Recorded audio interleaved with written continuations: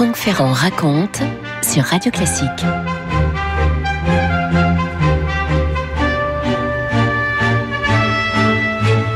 La plupart de nos contemporains ont les yeux trop rivés sur les soubresauts de l'épidémie de coronavirus pour prendre le temps d'observer les changements très profonds qui, à l'échelle du globe, accompagnent la révolution numérique. Cette révolution digitale en cours et qui, sans doute, est le plus grand bouleversement pour l'humanité depuis l'invention de l'imprimerie. Eh bien, néanmoins, si le jeu des puissances relatives vous intéresse, vous aurez constaté à quel point cette crise a rendu service à la Chine dite populaire et au parti qui la tient d'une main d'acier. Parti qui s'est en vérité substitué aux institutions millénaires d'un empire officiellement mort depuis un siècle. Au moment où la Chine prend sa revanche sur l'Occident, eh bien, j'aimerais revenir sur la fin de cet empire. C'était il y a 110 ans, en février de l'année 1912, le dernier empereur de Chine, Puyi, abdiquait en faveur d'un de ses stratèges, le général Yuan Shikai. Il conservait, notez-le bien, il conservait nominalement le titre d'empereur Puyi, mais c'était une abdication. Alors, je dis le titre d'empereur, c'est un empereur de 5 ans seulement, qui 3 ans plus tôt, donc à l'époque il avait 2 ans, était monté, j'aurais presque tendance à dire avait grimpé, sur le trône millénaire des fils du ciel. Dans Historia, donc, je me suis amusé à décrire la cérémonie de l'ultime intronisation d'un empereur de Chine. Des centaines de hauts dignitaires vêtus de soieries brodées d'or exécutent devant le trône les 3 agenouillements, les 9 prosternations rituelles. Cela dure et dure encore. Sur le trône dont il ne cesse de vouloir s'échapper, un tout petit enfant, 2 ans, au visage poupon, se tortille, gémit et pleure. On vient de l'arracher à la douceur de son foyer pour le conduire en très grande pompe dans ce palais de 8000 pièces, entouré de 80 hectares et que l'on nomme cité interdite. Pour tenter de le calmer, son père l'empoigne à présent et hausse un peu la voix, croyant bien faire, il lance même « C'est bientôt la fin !» Ce long frémissement réprobateur dans l'assistance, terrible augure pour un début de règne que ces mots « c'est bientôt la fin ». En cette mi-novembre 1908, un nouvel empereur est censé mettre ses pas dans ceux de ses devanciers, innombrables devanciers d'un régime millénaire, parmi les nombreuses sommités réunies à Pékin pour assister à l'intronisation. Qui pourrait dire que cet enfant tout juste sorti des langes sera bel et bien le dernier des empereurs de Chine ? Celle qui, en son nom, est supposée régner sur l'Empire du Milieu, c'est une vieille femme d'allure extrêmement intimidante. C'est l'impératrice Cixi qu'on écrivait, on disait Tsui il y a encore pas si longtemps. La crise de nerfs de cet enfant, accentuée par les coups de canon qui déchirent le murmure ambiant, tout ça ne dit rien de bon à la vieille impératrice, mais comment savoir ce que cette femme tellement puissante et qui dirige l'empire depuis maintenant longtemps, comment savoir ce qu'elle pense exactement? De toute façon, elle va bientôt mourir elle-même. Désormais, plus aucune liberté ne sera consentie à ce petit garçon qui va devoir vivre dans une espèce d'étiquette absolument envahissante, entouré d'une armée de nuques qui font absolument toutes ses volontés. C'est peut-être pas formidable, ça, du point de vue de l'éducation, évidemment. Aucune des facilités du monde moderne ne saurait troubler le protocole immémorial, et je peux écrire dans cet article. À observer l'invraisemblable ballet d'armées de serviteurs, on pourrait croire que la Chine est toujours cette immense puissance, sommet de la civilisation mondiale. La vérité, pourtant, est tout autre. Les guerres de palais qui agitent ces élites ne cachent plus la réalité d'une misère endémique et d'une souveraineté réduite à presque rien. L'emprise dans ces provinces essentielles des nouvelles nations occidentales est presque totale. Eh bien, c'est en octobre 1911 que tout va bousculer. Puyi, à l'époque, n'a toujours que 5 ans. Il y a une révolution qui va naître dans le centre de l'Empire et qui va faire tache d'huile et qui ne va cesser de s'étendre. Et tandis que la cour est incapable de parer la secousse, le régent, c'est le père de Puyi, en vérité, n'est pas du tout à la hauteur des événements, il va être très vite dépassé. Voilà qu'un stratège impérial, le fameux général Yuan Shikai, prend les commandes, d'où cette abdication dont je vous parlais il y a un instant. Franck Ferrand sur Radio Classique. C'est Arnaud Dantin de Vaillac qui nous dit L'empereur enfant resta dans son palais. Rien ne changea dans ses habitudes, il ne pouvait évidemment pas se rendre compte de l'événement historique qui venait de s'accomplir. Il s'amusait au jeu de son âge et prenait un grand plaisir en particulier à voir voler ses pigeons à musique, c'est-à-dire des pigeons dont on garnissait le plumage de minuscules tuyaux d'orgue afin d'obtenir par le souffle de l'air en vol des effets musicaux. Ah oui, on est à la cour de Chine, tout de même. Aux portes du palais impérial, des soldats mandchous en uniforme de coupe européenne et coiffés d'une casquette plate, mais continuant de porter la natte, montaient la garde. Alors en parallèle, tandis que Pouilly est en train de grandir dans cette espèce de cocon un peu grand pour lui, les chefs de la toute jeune République vont laisser libre cours à des rivalités qui sont terribles. Finalement, donc c'est Yuan Shikai qui l'emporte. Il entreprend lui-même de se faire empereur. On va procéder pour la forme à un vote et voilà qu'il est à son tour fils du ciel, Yuan Shikai. On est en 1915. Vous imaginez la colère du jeune Pouilly qui considère tout ça comme une usurpation. Et il n'est pas le seul, bien sûr, puisqu'un peu partout, on entend s'exprimer des opposants à ce nouvel empereur. Yuan Shikai, qui du reste est allé trop loin, la situation du pays reste extrêmement mauvaise. Il va faire son possible, cet homme-là, mais très vite, il va être débordé et il meurt peu après, en juin 1916. Ce qui ne veut pas dire que les rebondissements soient terminés, loin de là.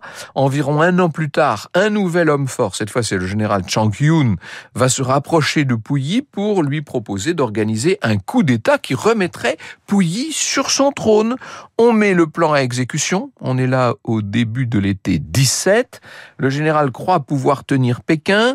Pouilly, qui n'a que 11 ans toujours, retrouve donc tout le lustre de ses fonctions, mais en vérité, tout ça était très précaire. Il faut à peine 2 semaines pour que des armées viennent assiéger la cité interdite, et très vite, le général qui avait rétabli Pouilly juge bon de filer à l'anglaise. Autant dire que pour la 2e fois, le pauvre empereur, le tout jeune, l'empereur enfant, si je puis dire, perd son pouvoir, et le sentiment qu'il éprouve, c'est un intense sentiment de frustration. Vous écoutez Radio Classique. Pouilly devient un adolescent assez grand, svelte. Il est un peu fragile, ça se voit. Il est fragile physiquement et fragile psychologiquement. C'est un garçon très intelligent qui est en vérité tiraillé entre les deux traditions entre lesquelles il se trouve partagé. D'une part, évidemment, il est soi-disant empereur, il est l'héritier de cette extraordinaire civilisation chinoise, et en même temps, il est élevé à l'occidental et il est attiré par l'Occident. Il a un professeur d'anglais qui est originaire d'Édimbourg et qui s'appelle Reginald Fleming Johnston et qui va jouer un rôle absolument essentiel. Ce Johnston est véritablement son mentor. Il est là toujours à côté de Pouilly et on voit Pouilly adopter peu à peu des habits européens. Inutile de vous dire qu'autour de lui, les dignitaires de l'Empire, ce qu'il reste de mandarins et de nuques, est très choqué. Surtout que il arrive jusqu'à couper, il en vient à couper sa natte. La natte, vous savez, cette grande tresse que portent les Chinois, est un symbole de la tradition. Et couper sa natte, ça veut véritablement dire se tourner le dos à des traditions séculaires et même millénaires pour épouser les mœurs de l'Occident. Et ça passe très mal en Chine. Et donc, on voit ce jeune Pouilly, qui maintenant a les cheveux courts à l'européenne, qui monte régulièrement à vélo avec son précepteur. Vous imaginez le chef des eunuques qui pense défaillir en voyant son maître sillonner la cité interdite à toute allure sur cette espèce de machine de l'enfer, comme le disent les Chinois traditionnels. Pouilly fait installer le téléphone à l'intérieur de la cité, il manquait plus que ça. Il fait venir l'électricité et même, alors là, non, là on considère en Chine que c'est vraiment le pas de trop, il va aller jusqu'à acheter plusieurs automobiles, vous imaginez ça ? Ce qui ne veut pas dire pour autant que Pouilly ait abandonné les prétentions impériales auxquelles sa naissance l'a de toute façon destinée. Il s'intéresse aux événements du monde, il s'intéresse de très près aux graves divisions que connaît un pays qui n'est plus que l'ombre de lui-même. Il faut imaginer ce que peut être la Chine dans la fin de ces années 1910. En attendant de voir l'évolution de tout cela, eh bien, la vie continue. Il a l'intention, Pouilly, il nourrit un rêve secret, c'est de partir en en Europe pour étudier.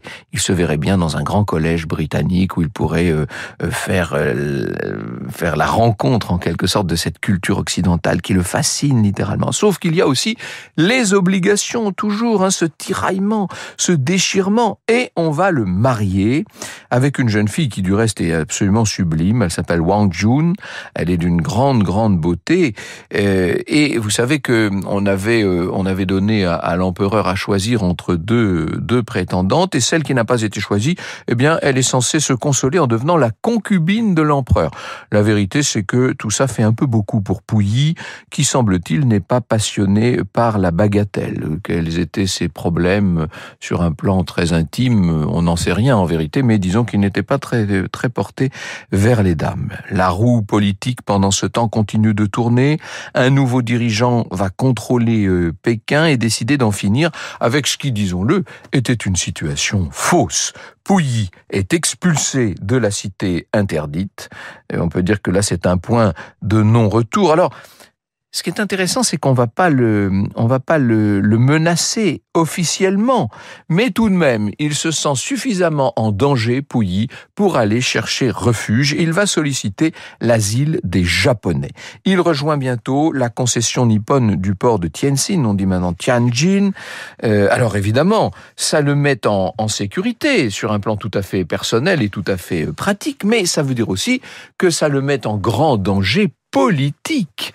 Je reprends cet article d'Historia. Sans doute pour tenter d'oublier ce qui, dans son destin, doit lui paraître odieux et humiliant, le jeune homme se comporte à présent en dandy inconséquent, fréquentant les bars de palace, les clubs de polo ou la café society, trop heureuse de lui donner du majesté, l'enivre de drinks et de belles paroles. L'impératrice, entre guillemets, l'impératrice Wang Jun, de son côté, entretient dans ses vagues idées de revanche politique un jeune homme qui ne sait plus où il en est. Et justement, en 1930, les Japonais qui se sont rendus maîtres de la Mandchourie vont proposer à Pouilly la couronne de cet État vassal, de cet État mandchou. Après tout, il descend des Qing. Donc ce sont des Mandchous d'origine. Il a toute la légitimité pour assumer les responsabilités que veulent lui voir endosser les Japonais. Évidemment, son entourage s'inquiète. Son épouse, elle-même, se dit que cette affaire est très dangereuse. Elle flaire le mauvais coup. Mais pour ce jeune exilé, le trône mandchou apparaît en quelque sorte comme un moyen de retrouver un petit peu de son aura perdue, puisqu'après tout, et depuis très tôt, on l'a privé du trône de Chine, puisque ce titre de majesté que tout le monde se plaît à lui décerner ne correspond plus à grand-chose, et bien au moins en retrouvant un trône, quand bien même ce ne serait que le petit trône de la Mandchourie, eh bien il pourrait de nouveau retrouver son lustre. Il va donc accepter, il va donc se prêter aux Jeux de Tokyo et devenir régent du Manchukuo. Est-ce que j'ai besoin de vous dire qu'il est sous totale influence japonaise? C'est une véritable marionnette, en vérité. C'est un homme de paille. Un homme de paille qu'on n'en nomme pas moins bientôt empereur du Manchukuo. Un petit souverain, en vérité, petit souverain bien obéissant et que les Japonais tiennent en laisse. Franck Ferrand sur Radio Classique. Donc les Japonais ont offert à Pouilly au début des années 30 ce trône du Manchukuo, de cet état vassal qu'ils ont constitué en Mandchourie. Après tout, sa dynastie était mandchoue. Il devient donc empereur de nouveau, mais en vérité c'est un laquais à la botte de Tokyo qui veut essayer d'y croire.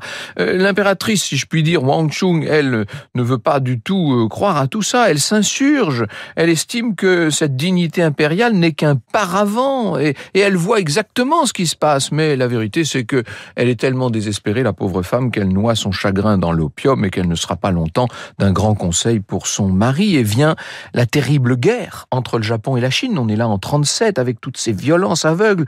Pouilly s'est laissé happer dans le camp des agresseurs contre son pays de naissance, contre cette nation dont il était tout de même 2 décennies plus tôt le dirigeant, même si ce n'était qu'en titre. Est-ce qu'il croit que la défaite de la Chine va permettre son rétablissement à Pékin? Si c'est le cas, évidemment, il se trompe. La réalité, c'est que la situation se détériore, que les Japonais le traitent de plus en plus mal, qu'il va même être la cible de tentatives de meurtre. Tout ça le rend de plus en plus nerveux. Lui-même se montre cruel avec son entourage. On est vraiment dans une descente aux enfers, hein. Et dans toute cette histoire, on peut pas dire que l'honneur de Pouilly soit sauf, loin de là. La défaite japonaise à la fin de la Seconde Guerre mondiale va de nouveau le bouleverser. Alors là, cette fois, il perd son trône, enfin son pseudo-trône, hein. Il sera même capturé par les forces de l'Union soviétique, sauf que Staline a bien décidé de faire de lui une sorte de monnaie d'échange. Alors, dans un premier temps, Pouilly va pouvoir rester tranquillement dans plusieurs villes russes qui sont pas loin de la frontière de Chine, mais en 1949, quand Mao Zedong va prendre le pouvoir en Chine, évidemment, il demande à Staline le rapatriement de l'ancien empereur, et Staline dit oui. Franck Ferrand sur Radio Classique. Ce qui fait que dès l'été 1950, Pouilly devient le captif de Mao. Alors, on se dit, là, les communistes chinois vont le mettre à mort, bien entendu, mais non, vous savez, c'est pas du tout la méthode des maoïstes. Non, on va le rééduquer, bien sûr. On va le mettre dans un camp spécial pour le rééduquer activement avec une efficacité dont il faut bien dire qu'elle est redoutable. Je cite Alain Decaux, qui s'était longuement penché sur le sort de Pouilly au moment du film de Bertolucci. À aucun moment, dit-il, il n'est maltraité. Ce dont il souffre le plus, c'est de se voir réduit au même rang que les autres prisonniers. Il ne sait pas s'habiller lui-même, il ne sait même pas lasser ses chaussures. Eh bien, il va devoir apprendre. Il va devoir découvrir le mal et le bien selon Lénine et Mao. Et le moins qu'on puisse dire est qu'il est bon élève. Oui, ça paraît incroyable, mais ça va devenir un bon petit, un bon petit soldat du système communiste, cet ancien empereur Pouilly. Et à sa remise en liberté, à la fin de 59, on peut dire qu'il est de nouveau rentré dans le rang. Il va devenir une sorte de jardinier. D'ailleurs, les communistes chinois ont l'idée terriblement ironique d'en faire un des jardiniers de la cité interdite, dont il était autrefois le maître. On va même lui faire écrire une autobiographie qui s'appelle « J'étais empereur de Chine », qui est un acte de contrition et qui est la preuve d'une soumission complète. Alors, est-ce qu'il avait véritablement adhéré aux idéaux du parti, ou est-ce qu'on lui a soufflé un certain nombre des phrases de cette autobiographie? Toujours est-il qu'il l'a écrite. Et lorsqu'il meurt à Pékin, c'était le 17 octobre 1967, lorsqu'il meurt, Pouilly, on est donc au plus fort de la révolution culturelle de Mao, bien sûr, ça faisait 3 ans qu'il souffrait d'un cancer du rein, il avait été hospitalisé, il avait bénéficié de l'attention personnelle du Premier ministre Zhou Enlai qui s'était entremis pour qu'il puisse avoir une chambre individuelle. Alors on dit qu'il est mort bien de ce cancer et des suites de sa longue maladie, mais il semblerait que la vérité soit plus cruelle que cela. Des témoignages concordants laissent penser en effet que des gardes rouges, vous voyez, ces jeunes gardes rouges fanatisés comme ils pouvaient l'être en cette époque de folie collective, des gardes rouges sont venus tirer le mourant de sa chambre d'hôpital pour le traîner dehors, pour lui brûler le visage et même, disent certains, pour lui arracher les yeux avec un couteau. On ne saurait impunément, dans la Chine communiste de l'après-guerre, avoir été le dernier empereur. Vous écoutez Radio Classique.